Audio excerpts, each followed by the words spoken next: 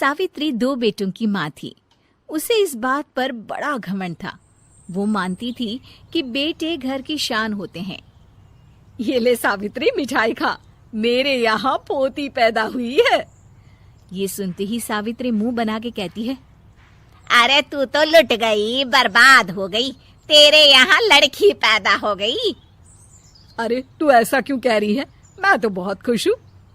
अरे जब तेरी पोती के पीछे तुझे खर्चे पर खर्चे करने पड़ेंगे ना, तब ये तेरी सारी खुशी गम में बदल जाएगी। पहले लड़की की पढ़ाई लिखाई का खर्चा, फिर उसकी शादी का खर्चा। अरे आजकल की शादियाँ कितनी महंगी हो गई है। गहने बनाओ, लाखों रुपए पानी की तरह बह जाते हैं।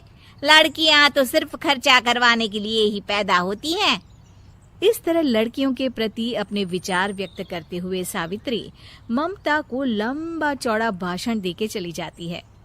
अब तो आप लोग इस कहानी में सावित्री देवी का पात्र अच्छी तरह समझ ही गए होंगे। कुछ समय बाद सावित्री की बड़ी बहू भी एक लड़की को जन्म देती है। फिर क्या था, सावित्री पूरा आसमान सर पर उठा लेती है। हे भगवान, ये तू मुझसे किस जन्म का बदला ले रहा है? अरे मैं तो मंदिर में रोज आकर तुझसे कहती तो थी कि मुझे एक पोता चाहिए, और तूने मुझे पोती दे दी। इतनी मिठाइयाँ और प्रसाद चढ़ाने का क्या फायदा हुआ? तभी सावित्री की बहू निशा कहती है, क्या माँ जी, आप भी इतनी सी बात पर नाराज हो गई हैं? देखिए तो आपकी पोती कितनी सुंदर है, बिल्कुल आप पर गई है। अरे चुप कर, तुझे 9 महीने इतने महंगे महंगे काजू बादाम फल फ्रूट खिलाने का फायदा क्या हुआ? मेरे तो सारे पैसे बर्बाद हो गए।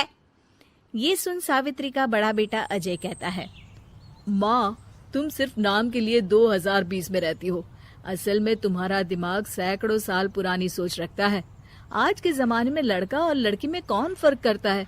मैं तो बहुत खुश हूँ कि भगवान ने मुझे लक्ष्मी के रूप में बेटी दी है। लेकिन सावित्री पर अजय की बातों का कोई असर नहीं होता। नालायक, अपनी पत्नी की जबान बोल रहा है। मेरा बड़ा बेटा तो हाथ से गया। लेकिन सावित्री देवी हार मानने वाली नहीं थी। वो पोते की चाह में अपने छोटे बेटे विजय की शादी करवा देती है। कुछ समय बाद आखिरकार वो दिन आ ही जाता है जब सावित्री की छोटी बहू गर्भवती हो जाती है। सावित्री इतनी खुश हो जाती है कि वो बच्चे के जन्म से पहले ही सारे मोहल्ले में ढिंढोरा पीटने लगती है। ये क्या सावित्री, तू तो पोते के जन्म से पहले ही मिठाई बांट रही है। पहले पोता पैदा तो होने दे, और फिर क्या पता अगर पोते की जगह पोती पैदा हो गई तो। ये सुन सावित्री चिढ़ जाती है। अरे अपनी काली जबान मत चला, मेरी मिठाई खा के मेरा ही बुरा सोच रही है। बड़ी आई, ला मेरी मिठाई वापस कर। देख लेना, इस बार मेरे यहाँ पोता पैदा होगा, पोता। लेकिन ठीक इसका उल्टा होता है। सावित्री की छोटी बहू भी एक लड़की को जन्म देती है। सावित्री फिर से रोना धोना शुरू कर देती है और अपनी छोटी बहू को कोसते हुए भला बुरा कहने लगती है। देखते ही देखते ये सावित्री की रोज की आदत हो जाती है। एक दिन उसकी इस आदत से परेशान होकर विजय अपने भाई अजय से कहता है, भैया, माँ खुद एक औरत होकर हमारी बेटियों को पसंद नहीं करती, उल्टा उन्हें रोज कोसती रहती है। मुझे माँ की यह आदत बिल्कुल पसंद नहीं आती। अरे तू ठीक कहता है, मैं भी अब माँ से तंग आ गया हूँ। अच्छा, तो अब तुम दोनों इस तरह पीठ पीछे मेरी बुराई भी करने लग गए हो? नहीं माँ, हम चाहते हैं कि घर में शांति बनी रहे। हमें हमारी बेटियाँ बहुत प्यारी है। मैं नहीं चाहता कि वह तुम्हारे ताने सुन सुन कर बड़ी हो, और इसीलिए हम दोनों ये घर छोड़कर चले जाएंगे। हाँ माँ, मैं भैया की बात से सहमत हूँ। जब तुम इस घर में अकेली रहोगी तब तुम्हें अपनों की कीमत का एहसास होगा। अपने दोनों बेटों के मुंह से अपनी माँ के लिए इतने कठोर शब्द सुन सावित्री भावुक और रुआंसी होकर कहती है, क्या सच में तुम दोनों मुझे इस घर में अकेली छोड़कर चले जाओगे? हाँ माँ। हाँ माँ, अब पानी सर के ऊपर जा चुका है।